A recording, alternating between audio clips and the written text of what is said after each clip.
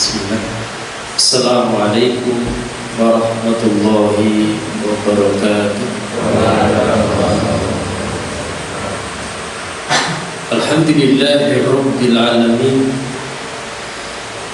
Alhamdulillahilladzi anzala sakinata fi qulubil mu'minin liyazdadu imanan ma'a imanihim.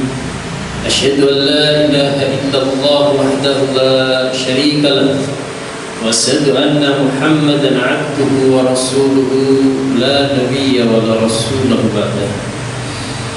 Fa ya ayyuhal hadirun ittaqullah kama qala Allah ta'ala fil kitabil aziz. A'udzu billahi minasy syaithanir rajim. Bismillahirrahmanirrahim. Ya ayyuhalladzina amanu taqullaha haqqa tuqatih wa la tamutunna illa wa antum muslimun. Allahumma la sahla illa ma ja'altahu sahla wa anta taj'alul hasna idza syi'ta sahla. Hadirin Bapak Ibu jamaah sekalian yang dimuliakan Allah, sepisan semoga sarangan kalau tidak akan tansah ngaturaken syukur kita wonten ngarsa Allah Ta'ala. Bila kesempatan injang nika mulia menika kita tasih pinaring yang sedaya nikmatipun Allah, utaminipun nikmatus sehat wal farah, nikmat terbesar dunia menika nikmat sehat dan nikmat sempat. So kita bersyukur datang Allah di detik menika kita tasih pinaringan nikmatul akhirah yang paling ageng di menika nikmatul iman wal Islam, sehingga pangkat titik semata yang menika kita saged nindakaken kewajiban Allah salat subuh kanthi berjamaah. Salawat salam mugi tetap dipunimpahaken dumateng junjungan kita kang dados suri tauladan kita Nabiullah Rasulullah Muhammad sallallahu alaihi wasallam ingkang kita tegak syafaatipun wonten yaumul akhir. Hadirin jamaah sekalian yang dirahmati Allah, kangge ngawali majelis menika kita awali kanthi bismillah. Bismillahirrahmanirrahim. Jamaah sekalian, menjelang menika kita badhe matur setunggaling bab di antara fikih muamalah di menika hulul. Mengenai pembahasan kita men bab al-luqtah dan al-laqit, barang temuan, luqtah, al-laqit, anak temuan. Pembahasan menika tasih sekitar masalah harta di menika hulul. Napa hulul? Dereng nate pira? Hulul menika Imam Al-Ghazali menyebutkan masuk dalam dosa besar yang ke-22. Juga perlu kita sinau bab al-kabair, dosa besar. Terkadang ada satu dosa besar ingkang boten kita pahami, bahkan biasa kita tindakne, padahal niku masuk dosa besar. Nah, diantaranya hulul ini. Allah Subhanahu wa taala berfirman, "Wa ma kana lin nabiyyin ay yaqul wa may yaqul ya'ti bima qala yaumil qiyamah." Dan tidak mungkin seorang nabi berbuat hulul. Barang siapa yang berbuat hulul, maka pada hari kiamat ia akan datang membawa apa yang dikhianatkannya itu. Jemaah sekalian, hulul niku kathah maceme, diantaranya hulul niku panci menurut bahasa aslinipun mengambil, mencuri harta rampasan perang yang belum dibagi. Itu diantaranya. Setunggal hulul niku mengambil, mencuri harta rampasan perang yang belum dibagi. Nalika terjadi perang antara kaum muslimin kalian yang kafir, Ibarat perang dimenangkan kaum muslimin niku hartanipun tiyang kafir niku naminipun ghanimah. Nek saderenge perang pun tiyang kafir ngalah niku hartane namanya harta fai. Nek ora sida perang hartane diambil namanya fai. Nek pun perang terus menang seluruh hartanya orang kafir diambil, itu namanya harta ghanimah. Enten sing taklan kok dadak dijinggo hartane wong kafir. Iki syariat Allah. Bahkan saderengipun Islam, orang-orang jahiliyah dulu sudah biasa ngoten iki. Karena perang niku harta kekayaan musuh diambil semuanya. Maka dikumpulkan namanya harta ghanimah. Nek pun kumpul dari harta ghanimah dibagi menjadi 5 bagian. 1/5-nya untuk Allah dan Rasulnya. Untuk Allah dan Rasulnya berarti untuk Rasulullah. Kemudian untuk fakir miskin, untuk para janda, anak yatim yang 1/5. Yang 4/5 itu diberikan kepada pasukan yang ikut berjihad. Kok enten sing mendhet piye? Perang lha kok enek sing apik didelike. Gue ben dikumpulke dipek dhewe sik. Ini namanya gulul. Mengambil harta rampasan perang yang belum dibagi, didelike sik. Terus sekalian, pernah terjadi pada perang Khaybar. Ada seorang budak Rasulullah yang mengambil mantel, satu jubah ketoknya sampai dipendet. Nah, ketika seorang budak ini di satu lembah sedang memperbaiki pelana kuda Rasulullah, tiba-tiba kena panah, mati lah. Kemudian para sahabat semuanya berkata, duhai, betapa bahagianya dia mati dalam keadaan sahih, dia mati sudah dipastikan masuk surga. Kemudian Rasulullah bersabda, tidak, demi yang jiwaku ada di tangannya, mantel jubah yang dipakainya itu benar-benar akan menjadi api yang menyala di neraka, karena dia telah mengambil harta ghanimah sebelum dibagi. Mengambil baju satu jubah dijelit iriin sebelum dibagi. Ini termasuk ghanimah. Kemudian ada seorang datang kepada Rasulullah, ya Rasulullah, ini 1 atau 2 buah tali sandal. Karena Rasulullah paling pendidikan cewek mlebu neraka gara-gara mantel yang dibawa. Para sahabat matur, ya Rasulullah, niki kula betosan tali sandal. Kemudian Rasulullah bersabda, 1 atau 2 buah tali sepatu atau tali sandal itu akan menjadi api di neraka. Hadis riwayat Bukhari Muslim. Teman sekalian, terus mengambil harta rampasan perang sebelum dibagi, didelik alien niki naminipun gulul. Yang pisan. Nomor kali termasuk gulul yaitu mengambil harta dari baitul mal atau mengambil harta dari zakat. Mas kalian, sinten ingkang dipun paringi amanah ngurusi baitul mal, sinten ingkang paring amanah ngurusi zakat, sinten ingkang dipun paring amanah ngurusi pembangunan masjid, kemudian mengambil harta itu untuk pribadi, itu masuk gulul.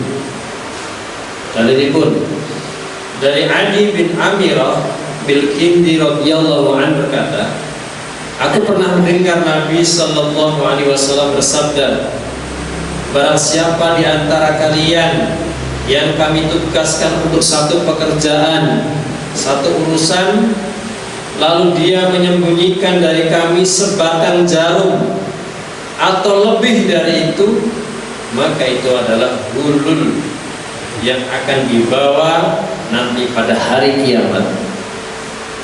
Ali berkata, maka ada seorang laki-laki hitam dari Ansar berdiri menghadap Nabi, seolah-olah aku melihatnya. Lalu dia berkata, wahai Rasulullah, copotlah jabatanku. Karena khawatirnya amanah ini, ya Rasulullah, copotlah jabatanku yang engkau tugaskan. Kemudian Nabi bertanya, ada apa gerangan? Dia menjawab, aku mendengar engkau berkata demikian yang demikian. Bagaimana perkataan di atas? Maka Rasulullah berkata, aku katakan sekarang bahwa barang siapa di antara kalian yang kami tugaskan untuk satu pekerjaan, maka hendaklah dia membawa seluruh hasilnya, sedikit maupun banyak. Kemudian apa yang diberikan kepadanya maka dia boleh mengambilnya, sedang apa yang dilarang maka tidak boleh mengambilnya. Hadis riwayat Muslim. Terus gulul nomor kali kita menawi tiang menikah keamanan, terus pengurus zakat, pengurus baitul mal, pengurus masjid, bendahara masjid, kalau mengambil harta itu tanpa izin untuk kepentingan pribadi, sekalipun hanya 1.000, 5.000 atau 10.000, maka ini harta gulul yang nanti akan dibebankan menjadi bara api di neraka. Nawi lutoh sepele boleh pak, bahasan kita lutoh 6 udin 10.000, 5.000 itu halal. Tapi kalau ini harta yang menjadi amanah dia, kemudian dia mengambilnya untuk kepentingan pribadi, maka ini gulul. Mas sekalian yang dirahmati Allah, selanjutnya termasuk gulul yang menikah tiang ingkang memanfaatkan harta dan inventaris kantor, inventaris perusahaan, inventaris negara untuk kepentingan pribadi. Untuk kita tinggali kisah pun Umar bin Abdul Aziz, seorang khalifah yang betul-betul amanah. Satu malam Umar bin Abdul Aziz ini sedang mengerjakan tugas kenegaraan sendirian. Di malam-malam dia menyelesaikan tugas kenegaraan. Satu ketika enten tamu ditangkleti, wahai fulan, apakah keperluan Anda bertamu di tempat saya untuk kepentingan negara atau pribadi? Tamu itu jawab, wahai khalifah, saya ingin bertamu, berkunjung untuk kepentingan pribadi. Maka lampu langsung dimatikan pak. Kaget tamu, loh kok lampu ini dimatikan? Karena lampu ini adalah lampu milik negara. Saya bekerja untuk kepentingan negara. Tetapi engkau datang ke sini untuk kepentingan pribadi, maka tidak selayaknya kita bicara, kita ngobrol untuk kepentingan pribadi, tapi menggunakan fasilitas milik negara. Jembatan ini malah sewaroknya begini Umar bin Abdul Aziz, khawatir dosa gulul yang nanti akan dibawa menjadi bara api di neraka. Hati-hatinya sampai seperti itu. Ya, sana ini coba kira-kira enten boten pejabat negara Indonesia sing ngoten iki. Nah, kayak fasilitas mobil kira-kira khusus nggo tugas napa nggo jagung, nggo piknik. Nah, berarti masa harta menerima. Dan terus betul hati-hati yang pengantos harta milik negara ini digunakan untuk kepentingan pribadi, karena masuk dosa gurul. Hadirin jamaah sekalian, ingkang dipun rahmati Allah.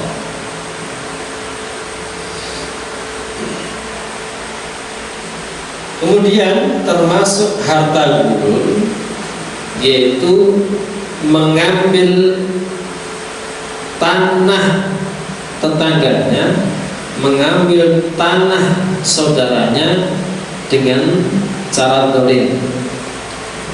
Ya, kalau kita bahasake ngeleh patok, terus ngeleh patoke tonggone senajan sejengkal, apa boleh semeter. Dari Sa'id bin Zaid bin Amr bin Naufal yang berkata, sesungguhnya Rasulullah pernah bersabda, barang siapa mengambil sejengkal tanah secara dolim, maka Allah akan mengalungkan di lehernya pada hari kiamat nanti dengan setebal 7 lapis bumi. Hadis riwayat Bukhari Muslim. Mengambil sejengkal tanah saudaranya, sejengkal terus dawane 50 meter, nanti akan dikalungkan di lehernya, dilipatkan sedalam bumi itu, kemudian dilipatkan 7 kalinya. Kamu kok jurune bumi bilang meter pak, bilang kilometer, dilipatkan 7 kalinya yang akan dikalungkan di lehernya nanti pada hari kiamat. Ini termasuk harta gurul, mengambil merampas harta tetangganya secara dolim. Jadi pak, para petani sehingga ini pacule landok mulai jadi galengan, ini termasuk gurul yang nanti balasannya seberat ini. Hadirin jamaah sekalian, ingkang dipun rahmati Allah, salajengipun termasuk harta gurul yaitu harta yang hadiah yang diberikan kepada pejabat karena pekerjaannya. Seorang pejabat mendapatkan hadiah atau memungut harta selain dari tugasnya, maka ini termasuk gurul.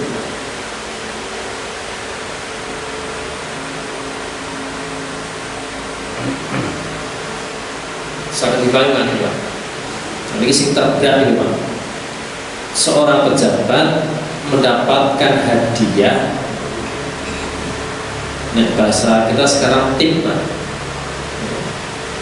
Ketika tugas di luar sebenarnya sudah dapat gaji, tapi kemudian masih memungut biaya atau tidak memungut, bahkan dihadiahi dengan cara ikhlas, sing ditulung nggih matur suwun, umpamanya tugas agraria, tugas tanah. Nalika badhe balik tanah, petugas datang ukur, terus ngekei tip mungkin 100.000, mungkin 200.000, boleh nggak nih Pak? Jadi gurul Pak. Dia sudah mendapatkan gaji dari gaji negara, dan ketika tugas keluar masih dapat tambahan hadiah, atau bahkan orang hadiah Pak malah jaluk tambah. Dia ngapunten, ini malah terjadi di sekitar agama. Yang ngapunten, contohnya petugas KUA. Tugas KUA itu sudah dapat gaji negara, Tapi ketika ngicape nang jowo jaluk tambah dadi 600. Iya betul. Nek boten teng jowo nek minggu kan jane ora tugas. Ya tambah. Tapi kalau ijabe teng KUA jaluk tambah boten? Jaluk tambah, Pak. Tetap menentukan. Biasanya pun jaluk ingin keluar nggih. Mulai nanti ngeterke nanti niku ternyata petugas kawan jaluk makanan sak seneke 12 di makanan pokok niku 12. Jadi sak petugas kawan kabeh sing akan terlalu jaluk kabeh sak seneke dan nek matane siji dan nek matane sekedar 5 12 kan 5 ya.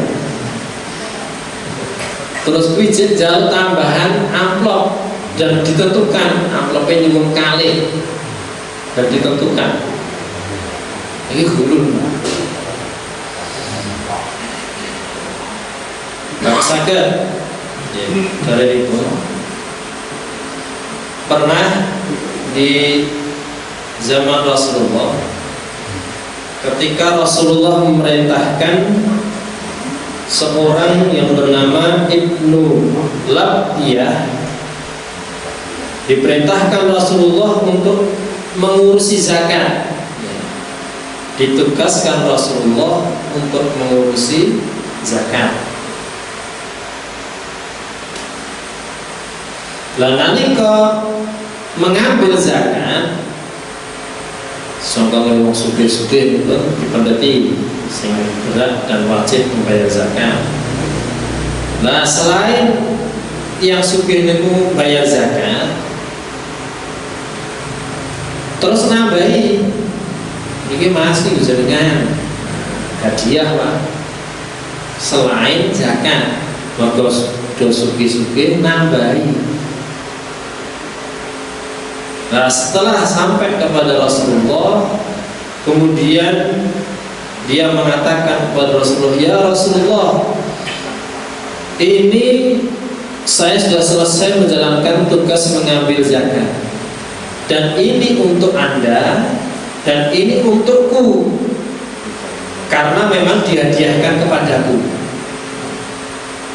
Barang mesti ambil zakatnya, dikatakan, "Ya Rasulullah, ini zakatnya. Ini untuk saya, hadiah ya Rasulullah." Ada orang-orang yang memberi hadiah. Yang dengar itu, Rasulullah marah. Rasulullah marah, kemudian berdiri di atas mimbar, kemudian mengucapkan puji-pujian kepada Allah, kemudian bersabda, "Adakah patut salah seorang petugas yang kami kirim untuk mengurusi suatu tugas berani berkata, ini untuk Anda dan ini untukku, karena memang dihadiahkan kepadaku. Kenapa dia tidak duduk di rumah bapak ibunya?" Artinya di rumah tidak memegang jabatan, sehingga ia menunggu apakah dia akan dapat hadiah sesuatu atau tidak. Demi zat yang Muhammad yang berada di tangannya, tidaklah salah seorang dari kalian mengambil sesuatu darinya kecuali pada hari kiamat kelak dia akan datang dengan memikul di atas lehernya. Jika yang diambil seekor unta, maka seekor unta itu akan mengeluarkan suaranya, atau seekor lembu, maka lembu itu akan melenguh, atau seekor kambing, maka kambing itu akan mengembek. Kemudian beliau mengangkat kedua tangannya tinggi-tinggi sehingga nampak kedua ketiaknya yang putih, dan beliau bersabda, "Ya Allah, bukankah aku telah menyampaikannya?" Dia mengucapkan sebanyak 2 kali. Hadis Bukhari Muslim. Terus kalian ini dalil. Nalika Rasulullah menugaskan seseorang untuk menjadi petugas zakat, mengambil zakat, betul Pak dia ambil zakatnya, ditambahi ya dia. Dan menurut sarakam kira-kira asal betul Pak? Nah, cocok menurut akal Pak. Hadiah kok. secara syariat diharamkan Nabi, karena hadiah ini ada ikatannya dengan dia sebagai petugas. Imam Nawawi menyebutkan kalau dia mendapatkan hadiah itu sudah menjadi kebiasaan sebelum dulu dia menjadi petugas, biasa diparingi, biasa itu hadiah, maka itu boleh. Tapi ketika hadiah itu didapatkan karena dia mendapat jabatan sebagai petugas, maka ini menjadi harta gulul.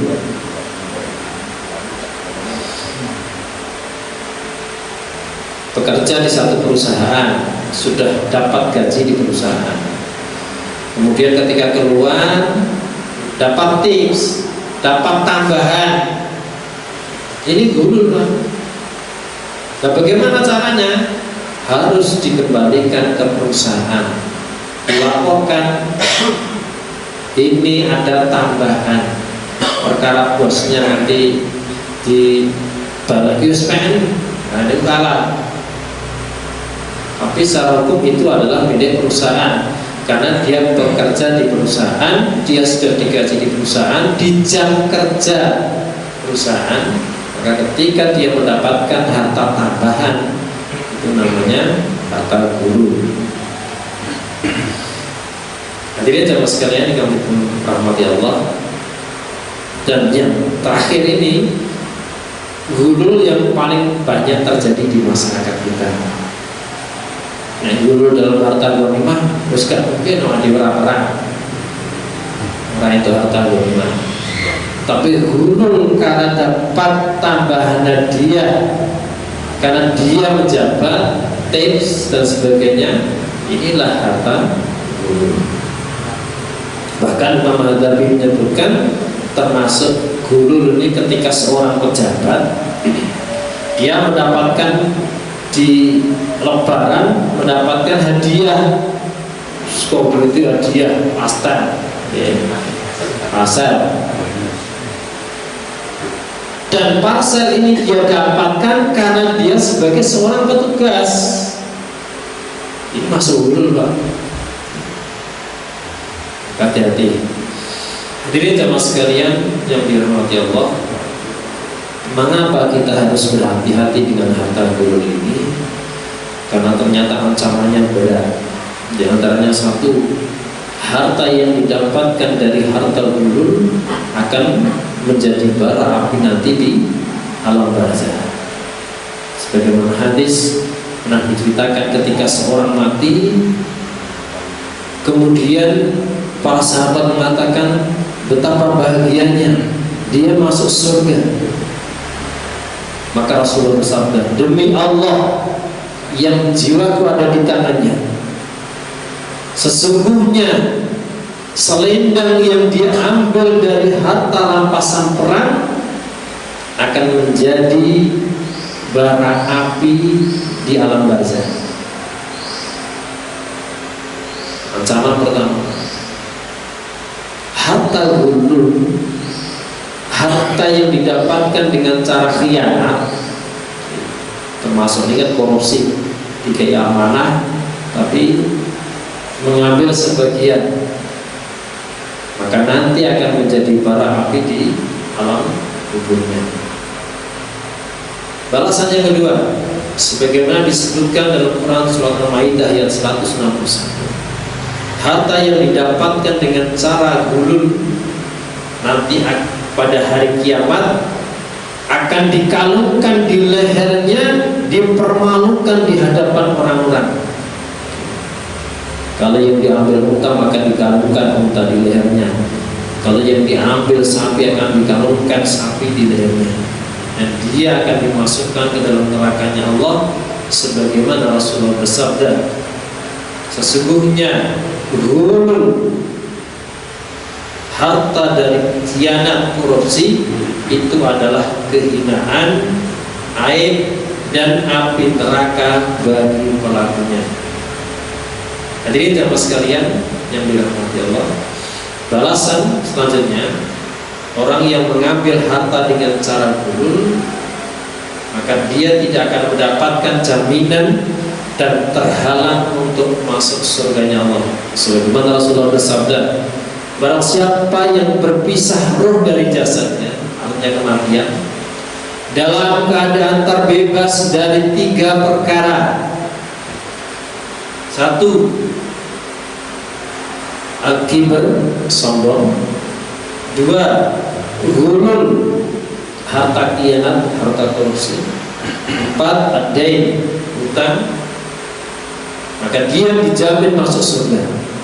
Orang yang mati terbebas dari 3 dosa ini: sombong, dosa nenek moyangnya iblis; 2, ghulul, mengambil harta rampasan perang, mengambil harta dengan cara khianat; 3, ad-dain, hutang, maka dia dijamin masuk surga. Tapi ketika mati masih membawa 3 dosa ini, dia sombong, dia ghulul, mengambil harta dengan cara khianat, dan dia mati masih dalam keadaan membawa hutang, maka dia terhalang untuk masuk surga. Selanjutnya, orang yang mengambil harta dengan cara ghulul, ketika disedekahkan, maka harta itu ditolak. Innallaha jamilun la yuhibbul jamal. Sesungguhnya Allah itu indah, baik, dan tidak menerima kecuali yang baik. Innallaha thayyibun la yuqbalu illa thayyib. Sesungguhnya Allah itu baik dan Allah tidak menerima kecuali yang baik. Sabda Rasulullah, sesungguhnya sholat tidak akan diterima tanpa bersuci, dan sedekah tidak diterima dari harta ghulul. Maka harta ghulul, harta korupsi, harta yang didapatkan dengan khianat, harta haram, ketika disedekahkan itu tidak ada nilainya di hadapan Allah, tidak mendapatkan pahala. Koruptor sak miliar, terus ngurus ini masane guru haji, terus yang 100 juta disedekahke, itu tidak bisa membersihkan hartanya. Cara membersihkan harta ghulul itu adalah dikembalikan. Korupsi ini sak miliar dibaliknya sak miliar, itu baru membersihkan harta. Kalau hanya diambil 100 ribu di 100 juta disedekahkan, itu sama sekali tidak membersihkan harta dan tidak ada nilainya, tidak ada pahalanya. Sedekah dengan harta ghulul, sedekah dengan harta dari hasil korupsi. Jadi jemaah sekalian yang dirahmati Allah, kemudian lebih berat lagi bahwa harta ghulul, harta yang didapatkan dengan cara ghulul itu akan menjadi penghalang diterimanya amal. Harta haram itu akan menjadi penghalang diterimanya amal. Sebagaimana Rasulullah bersabda, barang siapa memasukkan sesuap makanan haram ke dalam perutnya, maka tidak diterima salatnya selama 40 hari. Hadirin jemaah sekalian yang dirahmati Allah, termasuk oleh harta ghulul yang dimanfaatkan untuk pribadi itu menjadi penghalang diterimanya doa. Doa ditolak Allah ketika ada makanan haram, sesuatu yang haram masuk ke dalam perut seorang hamba. Hadirin jemaah sekalian yang dirahmati Allah, ini perlu kita kaji masalah fikih muamalah ghulul. Satu dosa besar tapi tidak disadari masyarakat. Sebagian umum menganggap ghulul itu biasa, buatan dosa, mengambil harta sebagian dari amanah, itu dianggap biasa, padahal itu masuk dosa besar namanya gulul. Jadi sama sekalian begini nanti mengangkat itu. Kalau yang kami kerja di jatuh macam tuan oleh berdasarkan sebuah pertolongan kerja biar jatuh terus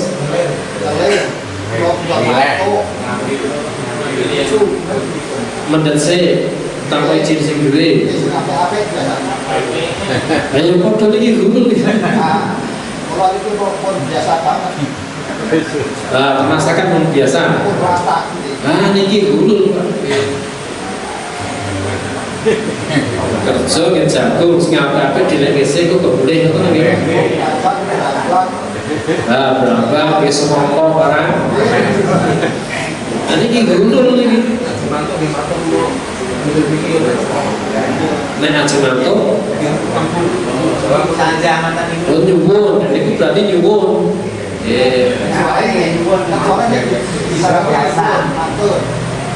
Lah nek nyuwun niku kali palingae sing duwe mboten. Nek di palingae wis gak apa-apa, insyaallah halal Pak. Tapi niku mboten tip. Kan mboten tip niku. Tip niku nek seseorang bekerja di pegawai atau di perusahaan, kemudian ada tambahan gaji, ada tambahan hadiah, apa tambahan DW mana dan itu seperti. Kalau yang memberi tip itu berdosa juga ya? Yang memberi tip, sami Pak. Padahal jane apik jane.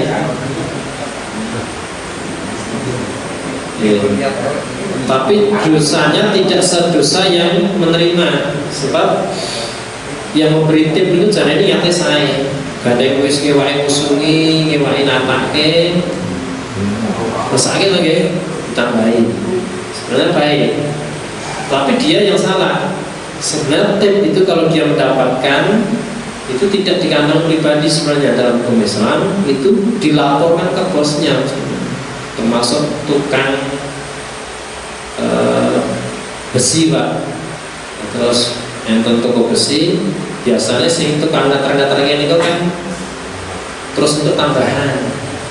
Tapi serge ngewae usungi tekake ngomah ditatak nih, terus ditambahi 10.000, 20.000. Sebenarnya ini tip Pak, karena dia sudah digaji.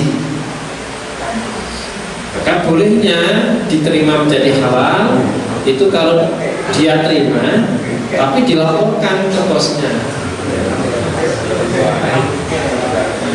Kalau ingin halal itu dilaporkan bosnya.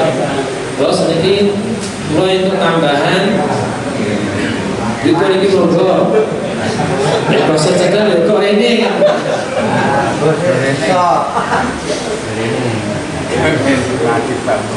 Bosnya belum dosa, diterima nggak dosa, sebab ini bagian dari pekerjaan.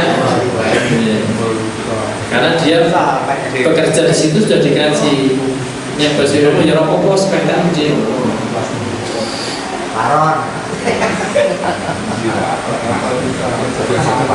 Napa meleh yang memberi ketika ada satu proses hukum, contoh datang hakim, qadhi, ketika akan sidang kayak parcel kayak hadiah, terus besok sidang sengketa tanah, terus ini marani hakim isi ini hadiah Pak, hadiah Pak, orang nyokok ini hadiah. Nah ini Pak dulu nih kemudian nah, hakim tadi ketika menerima itu harta milik.